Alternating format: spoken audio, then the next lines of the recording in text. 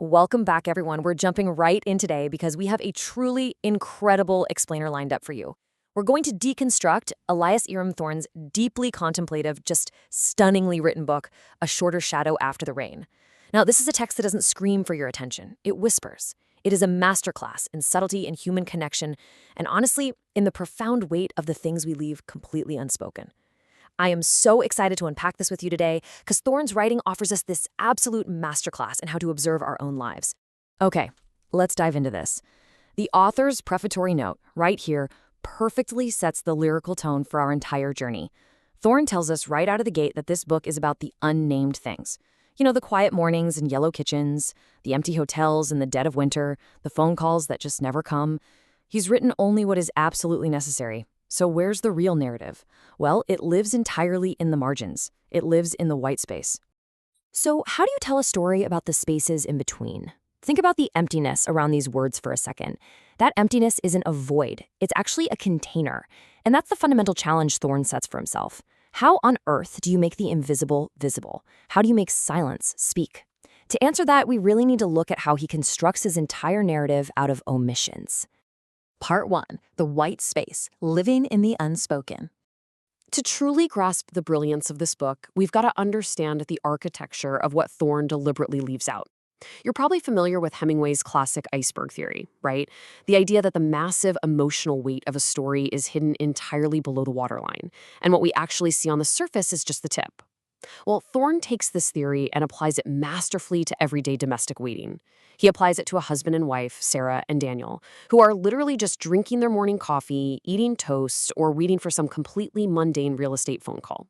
On the surface, they're just eating crackers. But below the surface, they are navigating this massive ocean of shared grief over the loss of Sara's mother, all while dealing with the quiet strain of an 11-year marriage. And this quote brilliantly illustrates that exact concept. They had a language for the phone now, the private, unteachable language. It's so good because this isn't just about a plastic telephone sitting on a table.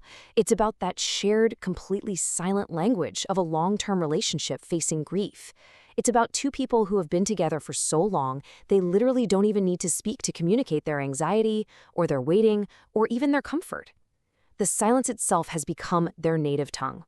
Part 2. Parallel Stories of Grief. Two distances, one human condition. Thorne doesn't just give us one flavor of this quiet grief. Let's look at how he parallels our two storylines. Over in one corner, we have Sara and Daniel. Their grief is super domestic. It's rooted right in their kitchen, tied to a house in Tucson representing their past, and looking toward the Pacific coast for their future. It's a shared quiet. But contrast that with our other storyline. We have Adele running a remote coastal hotel and Laurent, her only off-season guest. Their setting is the Pelican Hotel, their pasts are tied to Lyon and Brussels, their futures pointing way off toward Vietnam. Their quiet is transient, it's totally isolated. But here's the genius part. Despite these completely different geometries, one a deeply rooted marriage and the other this fleeting encounter between strangers, Thorne uses them to reflect the exact same human condition. At the end of the day, they're all just trying to figure out how to keep going when their world has quietly fractured. If we map this out across the calendar, we start in November, with Laurent arriving at this gray, rain-swept Pelican Hotel. Fast forward to April, and Sara is closing out her late mother's house in Tucson.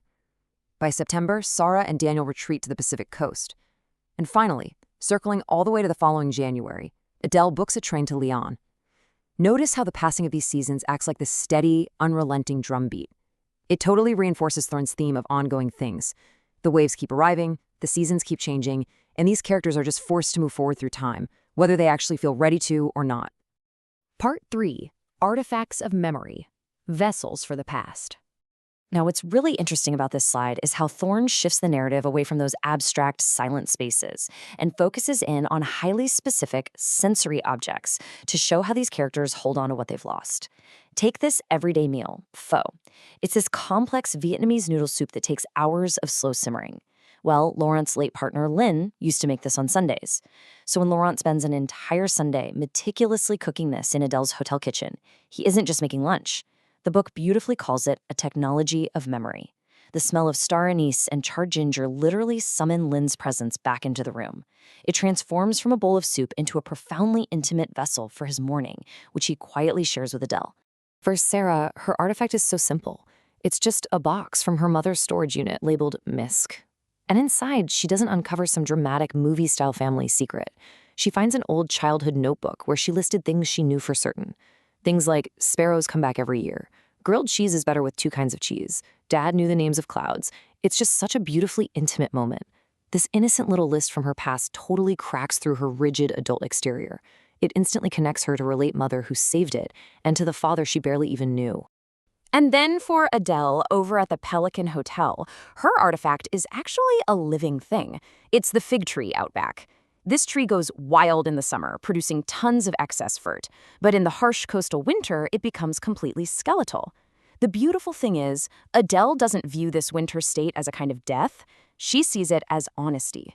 The tree is quite literally just doing what the season requires of it, and that becomes Adele's own personal model for surviving her isolated, off-season life. Just be honest, shed what you don't need, and wait out the winter. Part 4. Later is not reliable, the climax of realization. But, of course, waiting has a limit. Through these artifacts, Thorne is hurtling these characters toward a massive climax where the illusion that we have forever finally shatters. Remember Sara's Misk box? Well, alongside that notebook, she finds old letters from her father, written to her mother back in 1970, from the freezing plains of North Dakota. In these letters, he is completely obsessed with the sky, specifically cumulonimbus clouds. He describes them as architectural, building themselves up like literal cities. For this young guy in 1970, staring up at this vertiginous, massive sky, the sheer, staggering scale of the world snaps everything into focus for him, and it leads to the absolute central revelation of the entire book. So, the crucial point is this: the vast majority of our grief, and our love, lives completely below the surface.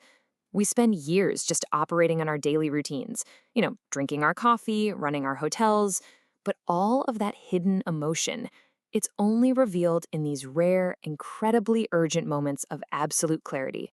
And in the book, that clarity is distilled into a single, breathtaking sentence written by Sara's father in 1970. Later is not a reliable country. Let's just pause and let the immense emotional weight of that settle over you for a second. Because of the freezing cold and those massive clouds, this young man realized he simply could not keep the important things waiting. He writes to Sara's mother to say, "I love you completely." He flat out refuses to wait for later. And this exact same realization is what finally propels Laurent to pack his bags, leave the Pelican Hotel, and return to the rivers of Vietnam to actually do his environmental work. He makes the choice to stop being someone who is merely grieving in a place and chooses to become a person who actually lives in it. Part 5. The ongoing things. Refusing the Hollywood ending. Now, Thorne is way too smart of a writer to give us some neat, tied-with-a-bow Hollywood ending. We all know life just doesn't work like that. Instead, he focuses on what he calls the ongoing things, which is the daily choice to simply live presently in the aftermath of these big realizations. Right before Laurent leaves, he and Adele connect over a book left sitting in the hotel, Anton Chekhov's 1899 short story, The Lady with the Dog. Why does Thorne include this? Because Chekhov's story famously ends right at the threshold. It completely denies the reader a neat resolution to its characters' messy lives. Adele and Laurent both realize that the story that's truly worth telling actually begins right where most fairy tales usually end. The whole happily ever after thing is a myth. The reality is the daily, gritty choice to just keep going. Laurent actually writes to Adele and quotes Chekhov directly. He writes, "They had a long, long road before them, and that the most complicated and difficult part of it was only just beginning. This perfectly validates their forward-moving lives." Adele reads this, and she finally decides to book that train ticket back to Lyon. She's not going to fix her past, she's just going to visit, just to keep moving forward. Meanwhile, Sara and Daniel, sitting on their porch looking out at the Pacific Ocean, finally say, "I love you" completely to one another. They choose each other again. They choose that long, wonderfully complicated road of ongoing survival. Which brings us to a question I really want to leave echoing in your mind today. When the artifacts of your own life are finally opened up, what will you find waiting in the white space? Thorne's explainer of the human condition reminds us that the absolute truest parts of our lives aren't the loud, cinematic dramas.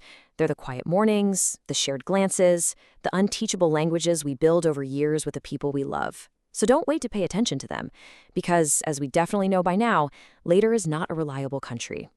Thank you so much for joining me for this deep dive. Keep learning, keep observing, and I'll see you in the next one.